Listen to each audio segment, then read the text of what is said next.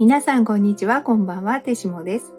私が厳選したクリスタルを実際に触りながら自分でヒーリングや瞑想ができるクリスタルセットを販売しているオンラインストアてしもヒーリングもよろしくお願いいたします。今回ご紹介するのはこの幻想的な美しい紫色のパープルジェイドです。神経過敏とストレスによる症状を和らげることを助けます。感情的、エネルギー的な外部からの刺激に敏感になっている方を保護しながら人生に対する健康的で楽観的な態度を保てるように助けてくれます。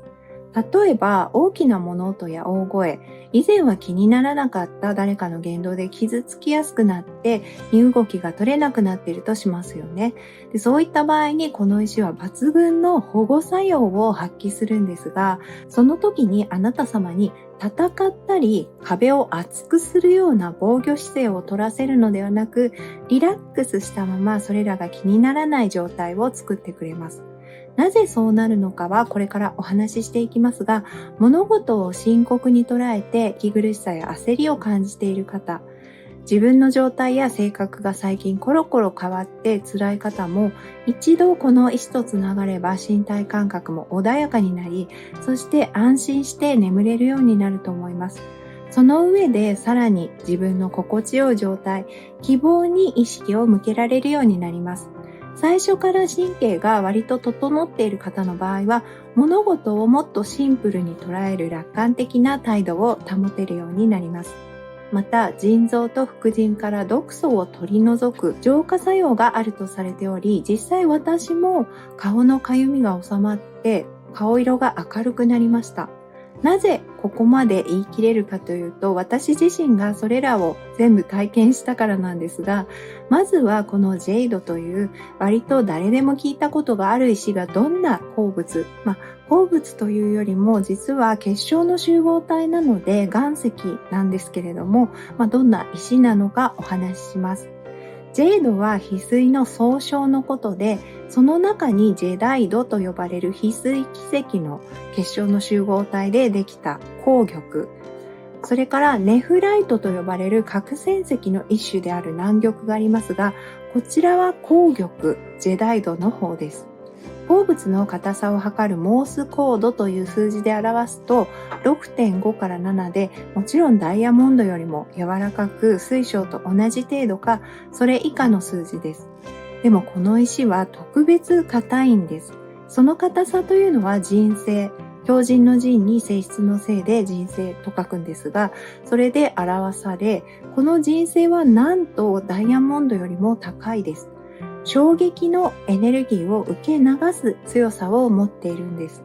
なぜかというと、結晶の構造が立体的に緻密に組み合わさって強く結合しているからです。ジェダイドはプレート同士がぶつかる高い圧力があるのに、低い温度が保たれているという奇跡的な組み合わせの環境でゆっくり形成されます。ヒーリングクリスタルとしてのこの石が持つ外部からの衝撃に全く動じず、かといってそれを鉄壁で跳ねつけるのでもなく、ただ受け流すという性質は、こういった環境が生み出したんだと思います。精神的に参っている時や、今まさに攻撃されていると感じる時には、鉄壁で守りたくなるので、例えば一旦ヘマタイトを使うのもいいですが、ヘマタイトっていうのはもうほぼ鉄ですね。で、鉄を使うのもいいんですが、長期にわたって特に女性や女性性が強い方が使うのには向いてません。ずっと力んで防御姿勢を取ったり、集中し続けるのはさらなる疲れを招くからです。その点、このジェードは自分を守ろうと神経を張り詰めている必要がなく、リラックスした態度のまま、外部からの衝撃やそれによるストレスから保護されていると感じるんです。クリスタルをヒーリングに使うときに、その石がどんな環境で生まれたのか、どうやって育ってきたのかというのは大きく影響します。最初にどんな石なのか調べるときに、私は手に持って瞑想しますが、その時に映像で誕生した時の様子を見せてくれたり、同じ仲間が周りにたくさんいた場合は、そこの雰囲気とか、ぐいぐい岩盤を押していった時のこととか、かなり詳細に見せたり体験させたりしてくれる石もあります。その性質は私たちの手元にヒーリングクリスタルとしてやってきてからも個性として残っていて、それらの生き生きとした波動と性質を私たちに体験させてくれることによって、私たちの癒しを促しています。でもこの石の場合は、それらの石のように誕生秘話を見せてくれることは実はなかったんです。それでもどんな風に石ができたのか気になったのには理由があって、これまでにない不思議な体験をしたからです。一番最初に瞑想してみた時のメモによると、その時ちょっと感情が乱れ気味だったんですが、幸せと安心感、脱力感そのもの、何も抵抗なく脱力感が粒子になってエネルギー体と体中を緩やかに駆け巡り、粒子でマッサージされているような感じ、執着や恐れなどとは無縁の波動と書かれています。いつもだったら最初のメモにはこの何倍もの感想を書くんですが、この石に関してはすごくシンプルだと感じたので、分かった最高っていう感じでそれしか書きませんでした。また1ヶ月後に瞑想してみた時はストレスで体が硬直していたんですが、手の中のパープルジェードからハートチャクラに向けて水色の太いリボンが入ってきました。リボンはパープルジェードの素材でできていて、それが流れ込むのでも染み込むのでもなく、ただ転送されてくる感じなんです。テレポテーションでジェードがこちらに移動してきたというのが一番近い感覚です。そして自分がパープルジェードを触っているのか、自分の体に触れているのか、本当にわからないという感覚にまでなりました。で、図にするとちょっとこんな感じです。で、頑張ってイメージしたとかではなく、この状態だと認識したんです。で、ちなみにですが、中国ではジェイドを持っていると、石の徳が体の中に移動すると信じられているそうです。そしてそれまで硬直していた上半身は力が抜けて、自分が何を怖がっていたのか、何に神経を尖らせていたのかもぼんやりとしてきて、それらが本当に遠い出来事のような気がしました。このパープルジェードの体は、私がリラックスすると体より広いエネルギーの層にも安心感が拡大していることが分かりました。その境目がこのパームストーンのようにはっきりしているわけではないし、体の輪郭やエネルギー体の周りは解放されているのがわかるのに、この硬いけどしなやかなジェードでできている自分には、神経を尖らせるような外部からの雑音も言動も届かない気がしました。そういったものが何なのかわからないくらい、それらのその時不快だったものが遠くにあるような気がしました。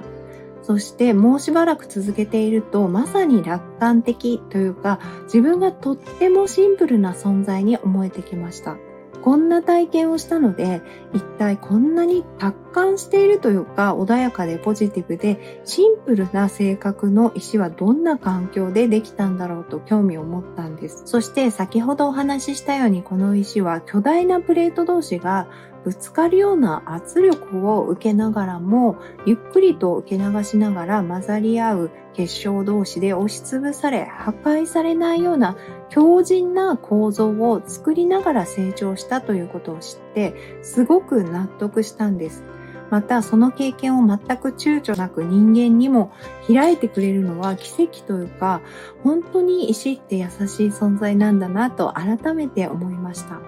瞑想での調査の次はセルフヒーリングと妹へのテストヒーリングをしてみたんですが、ジェードの転写が完了すると、チャクラもエネルギー体も驚くほど安定するので、その落ち着いた環境の中で他の石を組み合わせて、それぞれのチャクラへと適切なヒーリングをすることもできます。ジェードは人間だけでなく他の石に対しても有効的なので、組み合わせた石が力を発揮しやすいように助けてくれます。今回は最初はパープルジェードだけで行う予定で、後半は下のチャクラから順にマグネタイト、海洋パール、ハーキマーダイヤモンド、ハーティナイト、モルダバイト、アクアマリン、フェナカイト、ダンビュライトかサンタローザアゼツライト、とともにヒーリングしていく予定です。あとこのホワイトアゼツライトは手に置いて使います。この石はラベンダーとパープルの中間くらいの色合いで、色のイメージから上のチャクラに対応するのかと思いきや、クラウンやソウルスターチャクラだけではなく、アーススターチャクラ、足元の大地からエネルギーが流れ込むチャクラにも対応しています。不思議ですが、自分がいる場所の波動が軽くなって、光がじわっと広がるような気がします。妹にはクラウンチャクラ以上のチャクラが一番反応があったようですが、もともとあまり活発じゃないソーラープレクサス第3チャクラにも反応して胃が少し楽になったようです。ちなみにこの石は妹に対してただ一言だけ順調ですというメッセージをくれたんですが、いろんな圧力や出来事が外部にあっても、それは長い成長過程で常にあって過ぎ去っていくことだから気にするなとでも言いたげなコメントで、パープルジェイドらしくて笑ってしまいました。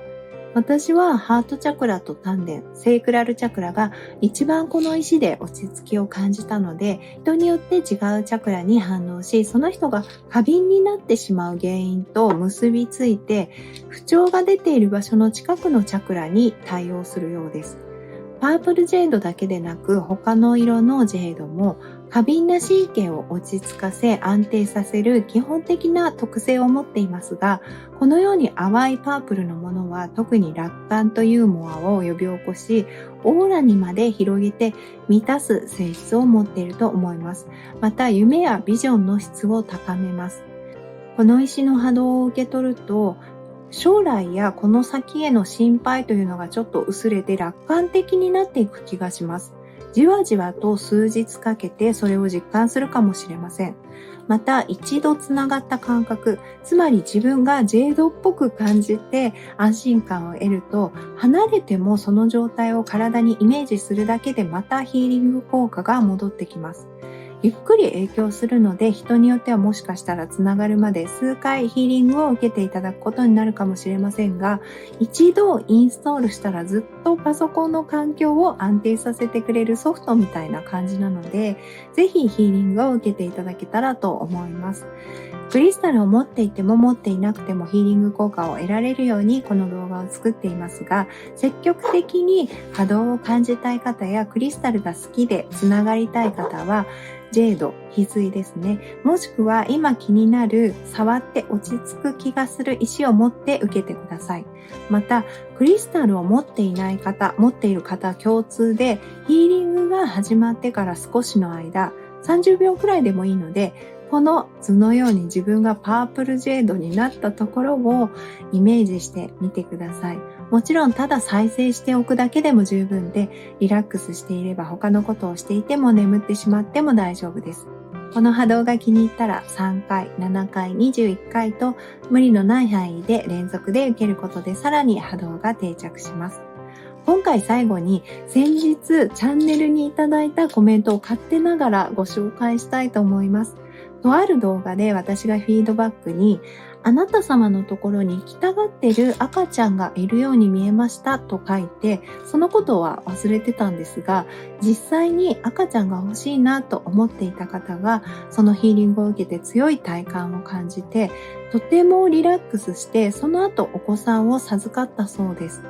そしてクリスタルヒーリングについて、アセンションは昔の私にとって遠い存在だったけど、この数ヶ月で意識の変化が微量ながらも起こっているのは確かに感じます。てしもさんのヒーリングが自分を見つめ直すきっかけにもなっています。